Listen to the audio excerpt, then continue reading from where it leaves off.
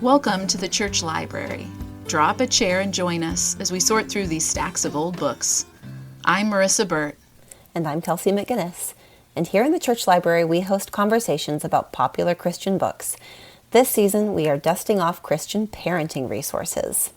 Our book, The Myth of Good Christian Parenting, How False Promises Betrayed a Generation of Evangelical Families, examines many of these books, the obscure, the bestsellers, the ones that still pop up in church parenting classes.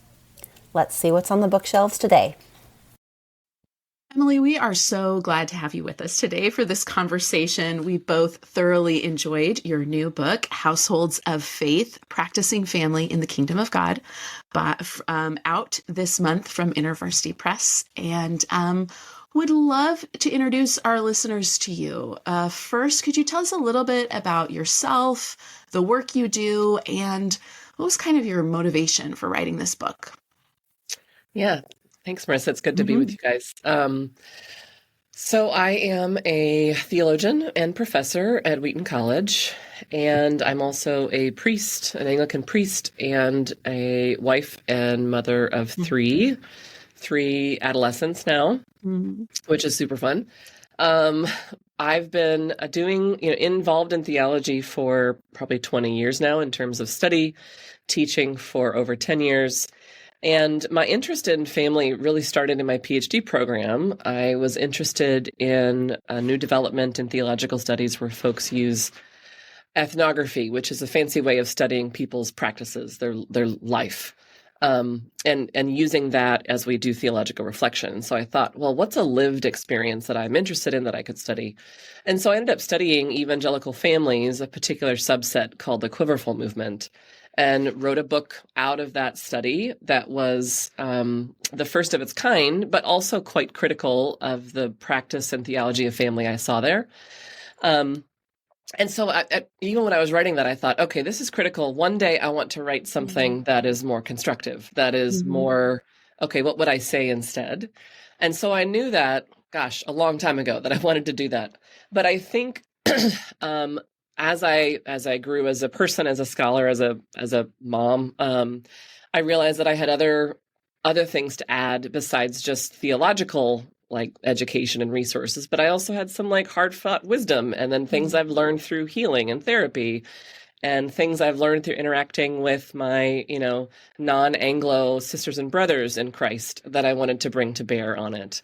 And so I wanted to write a book that I hadn't seen before, something that was theologically robust, but also attentive to our real lives, our practical day in and day out experiences that are affected, whether we like it or not, by a whole host of factors that are out of our control, from the highest levels of government down to the smallest, parts of the things in our neighborhood every day.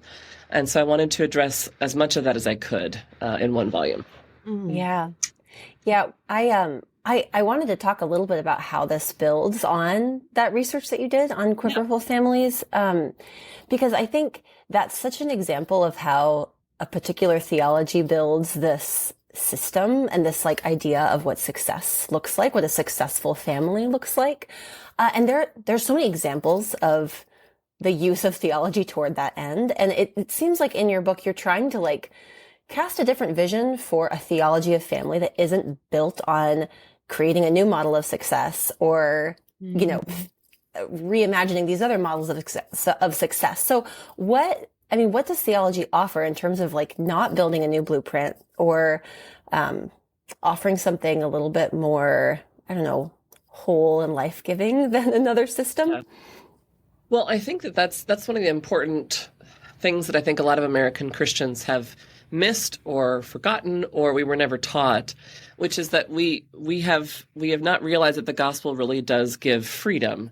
And in our desire to find guarantees and certainty, which I understand, I can very much relate to, but in our desires for guarantees, guaranteed outcomes, especially in things we care about deeply, like our family, like our children, like our romantic relationships, like our friendships, we want certainty. And so we turn to the Bible as though it can provide those blueprints and strategies that will ensure whatever we do will be successful. And that's just not what the Bible is.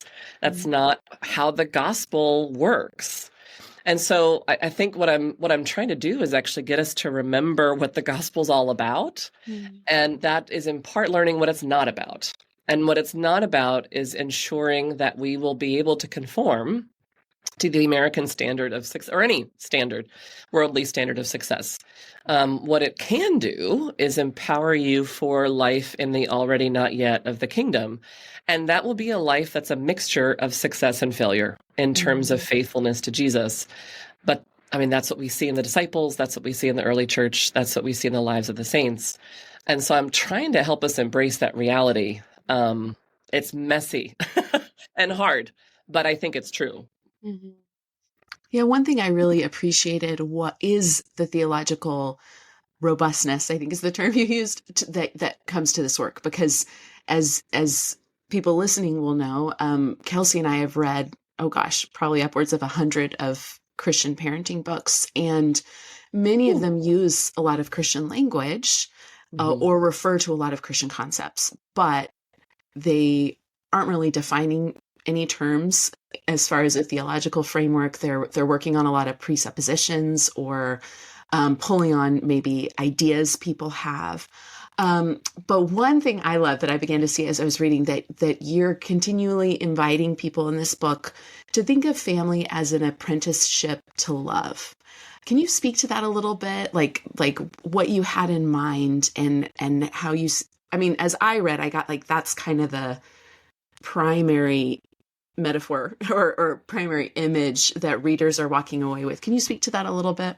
Yeah, so I want to first by giving credit to my friend Holly Taylor Coolman. She's the first person that I encountered using that language, apprenticeship to love, and it's in her little book on parenting from Baker. I note that, but I want to just give a shout out because her little book was great.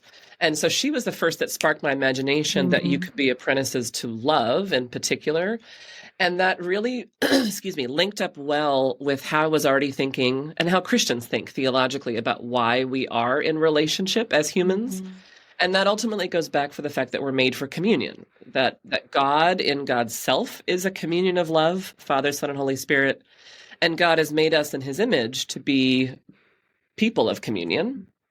And so we see that in our most intimate relationships. And therefore, there's a way in which we are these communal beings, yes, by virtue of being human, but we also have to learn how to do it because of sin, because of all sorts of factors that are not necessarily sinful, but just restrict and hinder us. We struggle with it. And so it makes sense to me then to think of family as the first place where we start learning alongside of things like eating, feeding ourselves and dressing ourselves and this sort of stuff. We're learning how to commune with each other, how to love one another. And because we're Christians, we think that that's what we're made for. And to me, it just made sense. Once I had that terminology from Holly, I was like, oh, that's what it is that we're doing here. We're trying to learn how to love each other well. I love that. I'm going to deviate from our questions a little bit because you brought up the concept of sin. And I think, that's something we both, Marissa especially, have spent a lot of time thinking about in terms of the way that a lot of more behaviorist Christian parenting books talk about sin. There is this very individual, isolated, every single one decision an individual makes and understanding child behavior on those terms. And the idea of framing this as community, as you're doing, kind of reframes that. Could you talk a little bit about how you talk about sin and even just what it means to think about that in terms of family life in your framework? Yeah. So it's interesting because you might get the impression from the fact that I'm offering a model that is not hierarchical, that is trying to center reconciliation and nonviolence, that I'm sort of like loosey-goosey on whether sin is real. And that is definitely not the case. It's actually the opposite. It's because I believe in that we are each profoundly affected by sin, both in our individual, person in terms of our desires, but also like socially in terms of our neighborhoods, our communities, our cities, our countries, that I'm committed to those non-hierarchical, non-violent ways of relating. But going back to your point, I don't think I should say, one of the things that I think is often missing in these family books, and you guys can testify even more because you've done more reading than I have. But thing that's often missing is that there is sin in each person of the household, not just the child. And there's ways in which the sins we commit, as you've noted, are not wholly a matter of like volition. Like, I don't often just sit down and say, I'm going to do the wrong thing against my child in this moment. I'm going to be selfish in this moment. I'm going to steamroll this person. It happens. It just comes out of us. And it's usually as a result of trauma we've experienced or harm that's been done to us or patterns of relating that have been handed on to us by others. And so I really worry that when we make sin only individual, like you've noted, we're not paying attention to the complex dynamics that have led us to where we are, which makes us then incapable of actually rooting it out. It turns into a like legalistic, just grit your teeth and gut it out sort of mode. And unfortunately, what that tends to do, maybe I shouldn't say tends to do, what sometimes happens and what I've seen happen is that then the onus to be perfect is on the children, and the freedom to do kind of whatever you want, say whatever you want with no consequence, is on the parents. And that's a dangerous situation, especially if you're in a family that is in any way socially isolated, cut off from other, modes of support and networks of support. And that concerns me a lot. And so I'm trying to simultaneously have the theological vision that sin is real and powerful and at work, and also recognize its social, cultural embeddedness, and how that then affects ourselves as individuals and our relationship in the family. Yeah, that's such an important thing to underscore, because I think absolutely, and this is what continues to crop up in a lot of resources, is an incidental, almost placing parents in a godlike, sinless role with no real accountability in the home, and children with expectations for perfection.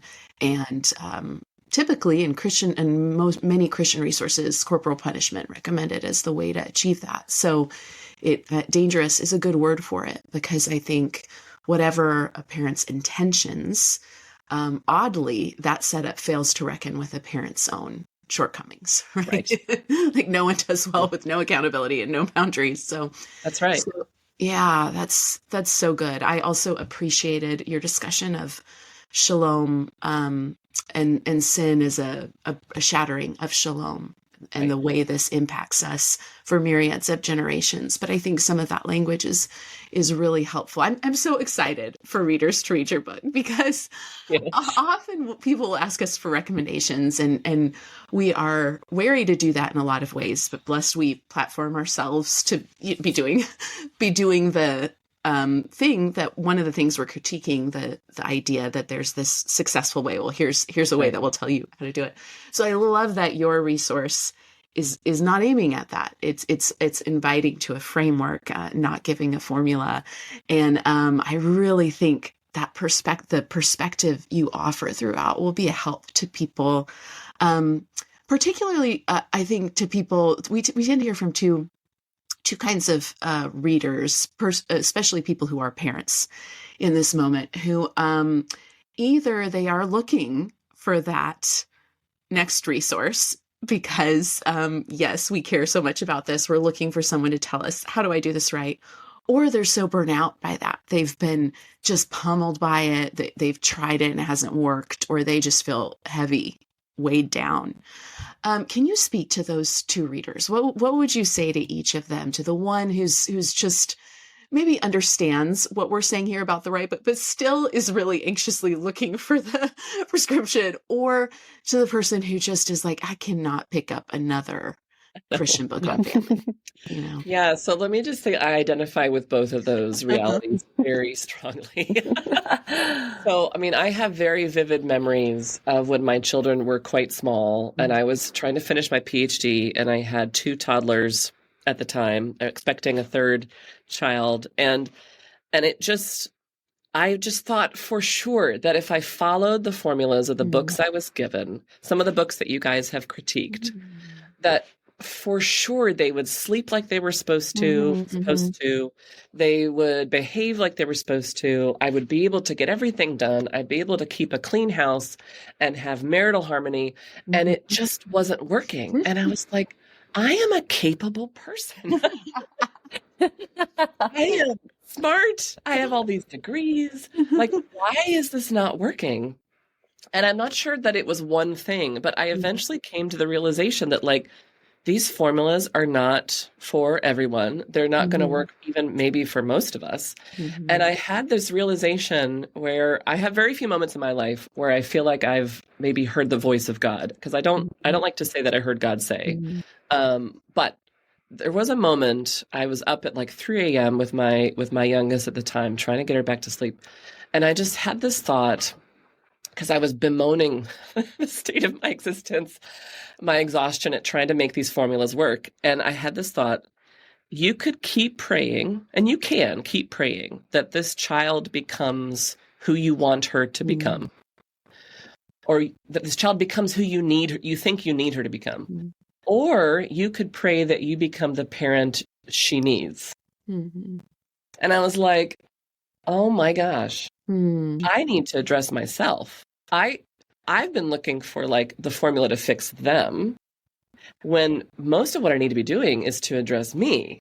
I need to address myself in a loving, compassionate way, right? And so I just want to say to the formula folks, I am a recovering formula person. I understand the desire for certainty. If there's anyone who wants that, it's me. And my experience is it just doesn't work like you think it will. And there is freedom. It's scary letting go of that, but there is freedom on the other side. And then for those who are exhausted and burned out, gosh, no kidding. I feel the same way. I was hesitant to write this book by the time I was asked by IVP to consider it, precisely because I was like, oh my gosh, there's so many things on the market. Am I really going to add my voice to this? I hear that. But I do actually think that I'm offering a theological framework that is freeing rather than constricting. That when you recognize what a family is and meant to do, and all of the things that make that hard, all of the things that are limiting that, and that you only have a certain locus of control in your life, that is hard at first to face, but I think it's ultimately freeing for us. And so if you can find the energy to listen, maybe give me a chapter or two and just try it out. And if it's like every other book, then get rid of it. And if it's not, maybe give it a chance and see if something in there might help. Yeah. Yeah. And with that second group of readers, I think I relate to like a subgroup within that maybe has been through a season of, okay, is it even worth looking to theology for wisdom about family life? Is it even worth looking to that? Because the only examples I've seen are these relatively unhelpful or formulaic ones, or, I think there's a group of people in that second group who are burnt out on the idea of trying to apply theology to family life. Yeah. Why is it worth going back to that? Like, why is that a well that we can continue to draw from? Yeah. And I really do understand that as well. So let me just say, when I say theologically here, I don't necessarily mean academic theology. Theology, it means the study of God. And we could go even further and say it means God talk. And the truth of the matter is, if we're any flavor of Christian, we have God talk going on inside our minds and going on in our families. And so whether we want to or not, we're already engaged in theological work in our homes. And so what I'm inviting you to do is not give yourself to me as some sort of guru on a stage who has all the answers and will say like, here, if you just memorize the creed, everything will be fine. No. What I'm trying to get us to do is to think critically about our God talk, the God talk going on inside ourselves, the God talk within our homes, and how that is then influencing the decisions we make, how we conduct ourselves in our home and make, and with our communities. So this isn't about like, let's take these profound theological principles from the ecumenical councils and demonstrate why they're essential to your dinner table. Although I'm sure someone could write about that. What I'm asking is, okay, who has God revealed himself to be? Well, the highest revelation we have of God is Jesus Christ. So let's start with Jesus and who he says God is, who he says we are in light of that.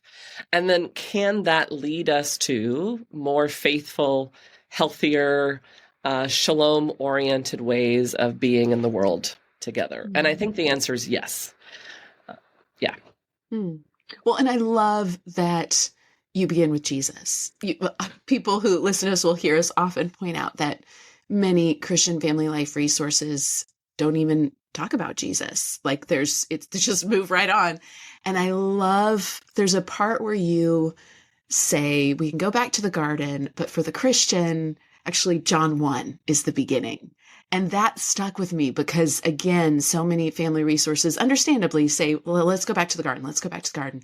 But yeah, Jesus is the beginning and the one who reveals what God is like. And so I love, just for people listening, I love that this book spills a lot of ink thinking about the life of Jesus, the ministry of Jesus, what it means to be spiritual family in the household of God. I love that.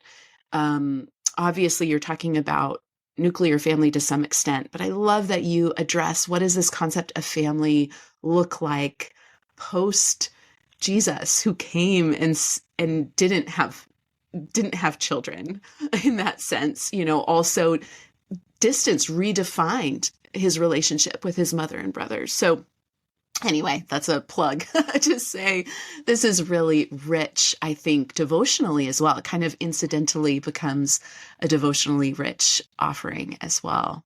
Thanks, Marissa. Yeah, that was, and let me just note on that devotional point, one of the things that has kept me sane over the past decade as we've watched, abuse story after abuse story and, church corruption after church corruption and all these things, all these leaders fall in various ways.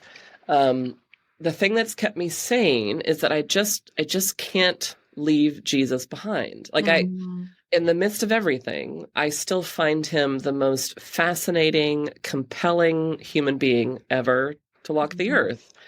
And so again, as I'm trying to think, are there ways to think about family that are more faithful?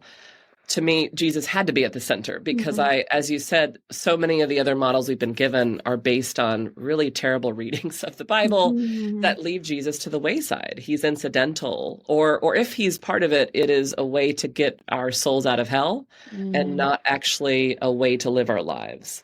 And that, I don't know if we've all noticed, but that way of approaching Jesus is not working. I think when he said we're to make disciples of him, that's actually what he meant. And that's the only way to any kind of personal transformation, let alone communal transformation. Yeah, I love that too. And I think I've heard you talk about this on other podcasts as well, about how the person of Jesus and the example of Jesus upends some of the value systems of Christian families, of the nuclear Christian family, but also invites people into a much more vibrant, inclusive vision of what a family is supposed to do in its community. Like there's so much writing about a family as a community unto itself. Like it's its own little church. It's its own little, and it's its own little kind of system. But when you put Jesus as the most important model, then it's not about like this system of relationships between mother, father, and children. It's about what this family is in a bigger community that isn't only about those relationships. Could you talk a little bit about that, about like understanding the family, not like at some sort of like, well, I mean, missional is maybe not the word I'm looking for, but as part of a bigger community, as part of a more vibrant, inclusive community. Yeah, so I think you're right in pointing out that Jesus is the first one who causes us to think differently about this. First, and like you said, by the way, he relativizes biological kinship, which is shocking for our day, but even more so in his own day. But also in his proclamation that the kingdom of God is at hand. So that I don't think we realize just how revolutionary that is for these social institutions we assume are stable. Because what he's saying is we are living in the midst of an already part of the kingdom that is coming and emerging in ways that we can't predict or control, and a not yet that we also can't predict or control. Mm-hmm. And we're living in this in between. And meanwhile, we have these important, normal human institutions, families, but also other things, communities, neighborhoods, nations, etc., that we are trying to be faithful within while knowing that those things are going to come to an end eventually. That we don't exist as ends unto ourselves, but we exist for this larger reality, which is the bride of Christ and the kingdom of God. And so I think Jesus models this in his own life and also portrays it in his preaching. But then I want to add, I think we know this experientially. We just forget that we know it. Like, our families are impacted by so much more than just what's going on within the walls of our home. And I think that's the easiest place to start to see it. So, I mean, things as basic as, my community, they didn't want to buy enough buses to send all the kids to school at the same time in our public school system. So we only have one set of buses, and each of our schools has to start at a different start time. So high school, junior high, elementary school. And what that meant for us last year is we had a kid starting, leaving the house at like just before 7, all the way down to 9. Wow. So our morning routine turned into a 2.5-hour marathon. Mm-hmm. Now, that seems like a small thing, but it's not. That's huge. It impacted so much about our routine and our life together. And it's a decision that was made completely outside of our control. Mm-hmm. And so I know that's a minor thing, but so many of the aspects of our life as a family are impacted by our neighbors and community. And we can try to pretend like that's not true and just put our fingers in our ears and la, la, la, and pretend like it's not happening. Or we can recognize that it is and seek as active as we can, right? Mm-hmm. Not everyone can do everything, but some kind of active role in that reality. Yeah. And I think it also invites us to a little bit decenter the nuclear family from the life of our communities. One thing that we came across a lot, because we were reading Christian parenting books from the 70s and early 80s, which is prime time for panic about attacks on the nuclear family. And it's, history repeats. We see that still, right? That has not ended, but there is a lot of writing from authors who are just convinced that there is this attack on the nuclear family.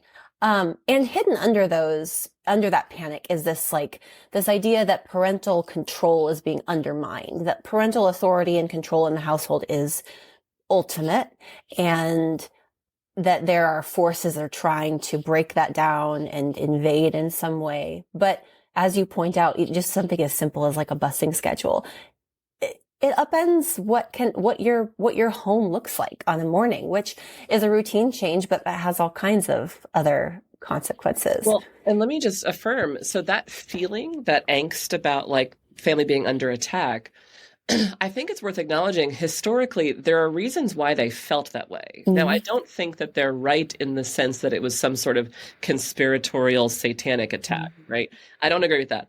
But historically, what had happened over the past, the century prior, were massive shifts socially and culturally and how we live. So, thinking about the impact of the Industrial Revolution, the impact of wage economies, the impact of the movement from schooling happening at home into the public school system, which, by the way, evangelicals in the U.S. were a big part of establishing. It was thought to be important for naturalizing new citizens, especially. To have a well-funded public school system. But what I'm saying is, by the time you get to the 70s and 80s, I think they're now seeing the cultural change and impact of all of that. And it's scary. It is. It's scary because the world is shifting and changing around them. And there's so many consequences they couldn't predict. And so I want to acknowledge that is there. It's real. I experience it too, right? But the solution is not to just, batten down the hatches and just try harder, do more, be more authoritarian. That does not work. And you harm yourself and you harm your children and your community in the process. Yeah, I'm curious to hear a little bit of your thoughts on, since we're kind of talking about societal responses and how that plays into shaping of Christian ideas about family. Your first book explored the Quiverful movement, kind of looked at some of the dominionist frameworks and leaders in those movements. This book is very timely in that we're seeing some of those political ideas being platformed or getting a new rebrand, maybe is a way to say it. What are your thoughts as someone who studied deep into that movement? I mean, without getting too spicy here, you researched into that movement. Maybe people are feeling some of that fear and find those ideas enticing because they do promise a lot of control, generational legacy. Oh, do this and we can change the nation. Right. Or maybe there are people who grew up in those circles and are disturbed to see it gaining prominence. I don't know. Can you speak to that a little bit?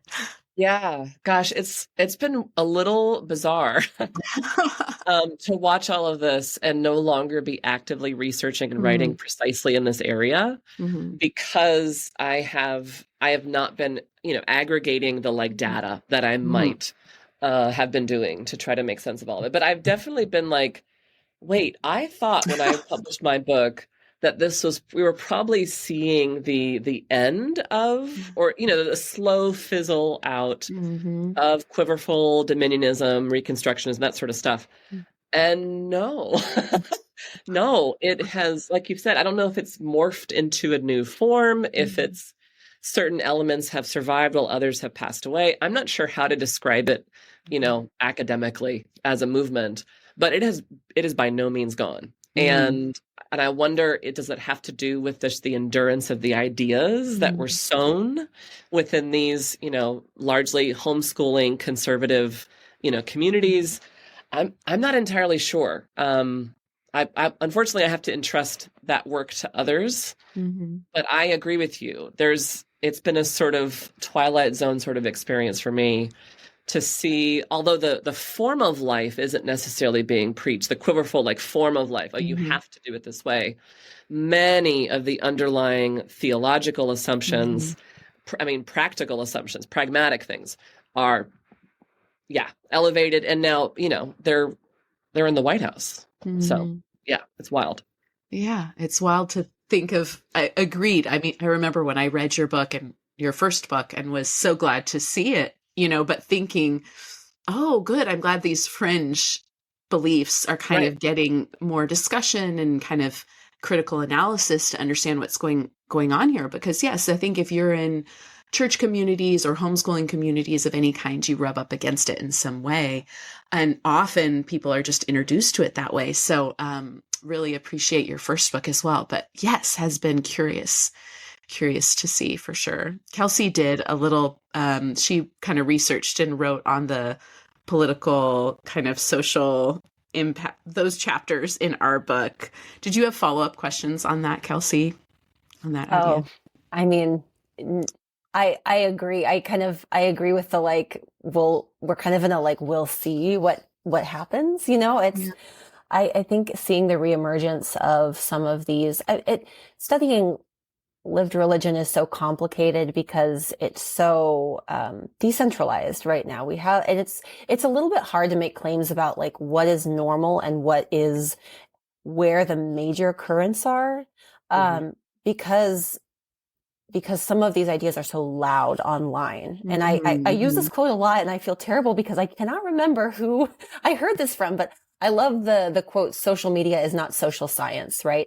And some of these reconstructionist, dominionist movements, little corners of Christianity in the US are so loud right now and invite so much response from other Christians that they kind of create their own power that way by inviting that kind of response. And we're certainly seeing that right now. But as you said, Emily, we are seeing it in the White House now. So we can't really call it fringe. We can't call it just some people yelling online. But I think we're certainly not seeing a repeat of what happened in the 70s and 80s with the coalition of the Christian right, but there are some things happening that are quite familiar that reflect some of the same, I think, impulses and also fear mongering in some cases. So, I have no like authoritative claims to make other than let's watch and see. And I think I get really excited about books like this one about family because there's such a different way of talking about family than parental rights, the discourse around that right now, which is it's such a political football that really doesn't have much to do with children as human beings and health of families and those kinds of things. So that was a long meandering non-answer, but it's something I've been thinking about a lot. So lots of potential things there. I love that. Well, and always, I suppose every generation of Christians has needed to negotiate. How do you live faithfully in the already and not yet? How do you resist the desire for empire or whatever syncretistic thing may be going on in the culture, and try to seek to live faithfully to follow Jesus and love our children well. In some ways it's such a simple task, and yet, as you said earlier, Emily, requires for reformation of ourselves as well. There's invitation to repentance and personal growth. I'm wondering if, as we're kind of coming to the end of our conversation here, I'm wondering if there's anything you would say reflecting back to you as a young mom, brand new first-time mom. What would you say to past you if you could offer her an encouraging word? Oh gosh, I think I would probably say you are not omnipotent, and you cannot, and you don't have to do it all. I dealt with a lot of guilt, false guilt, for being a mom while also in a PhD program. And so my children were very little and very dependent on me still physically. I nursed my kids, but I think because I had all of that guilt over I'm not being the kind of mom I should be, speaking of blueprints that live in our brains, right? I thought, well, I will do everything that a good mom is supposed to do, even though I'm also a full-time PhD student. And so I was, breastfeeding exclusively, pumping all the time. I was making their baby food. I made my kids baby food, homemade baby food. In my off time, I went off gluten for a long time because I was told by, someone I was in the program with that would help this, that, and the other. There was just so many things that I did to try to be the perfect mom.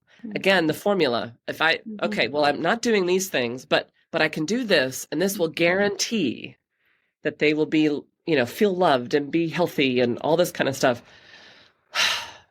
And that's it's a myth. We are not omnipotent. We are not omnicompetent. And unfortunately, we have people in the church who are profiting off of telling us that we are. And we have to let that go. We have to let it go. Yeah. Oh, that sounds so tiring. I know. I have a similar, I defended my dissertation when my second was 6 months old. So my first was born before my comprehensive exams, and then I was dissertating with the second one. And so I can relate to that exhaustion and guilt and all of those things. But you're right. And it's incredible how when you feel guilty, you start looking for other ways to show that you're a good mom. You start looking for other ways to prove it by giving your kids the right food or not giving them iPads or other ways to sort of signal to yourself and to the world that you're actually a good parent and a good person. And the pressure to do it is just so intense. Yeah, it's very intense. Yeah, so intense. Yeah, and that language of myth, that's our final book title now is The Myth of Good Christian Parenting. And I think it's a really helpful phrasing because there's untruth to it, but there's also this, it pulls on aspirational longings that are really understandable. We want to be omnipotent and provide everything good. for our children that we possibly can. But these can become really heavy, exhausting burdens. And like you, we really hope, reading your book, reading our work will set some families free, free them up, to a more abundant life, freedom to follow Jesus the way that he is inviting them to go as they tend and love the children entrusted to their care. So I so appreciate this. I'm going to remind for our listeners, you can find this book anywhere books are sold. It's also available audiobook, yes, and ebook. And you read the audiobook. I love it. I did. And so far, the reviews have been, all two of the reviews I've gotten have been that the audio is good, which is good to hear. What a fun experience. Well, and last thing, what are you working on another project next? I mean, you've got a full-time teaching load, I'm sure. So, but do you have a book project in the works? So not officially, no. I have a number of ideas. Unfortunately, I have tons of book ideas and not enough time to give to any of them, which is often the case with creatives. The project I'm headed toward now, at least just in terms of researching, is on the communion of saints, which kind of makes sense because it's taking a step beyond family to the larger communion we're part of. And I'm just curious, as Protestants who don't participate in any sort of what we could call like cult of the saints, just like, formal interaction with the saints, what do we make of the fact that we're part of this communion? What does it matter to our Christian life? What can it provide for us as a resource today? So I'm at the very beginnings of researching that and hoping that eventually becomes a project. So, Ooh, I love it. That's exciting. Well, thank you for talking about your book with us, Households of Faith, Practicing Family in the Kingdom of God. Emily Hunter McGowin, this was lovely. Thank you so much. Thank you.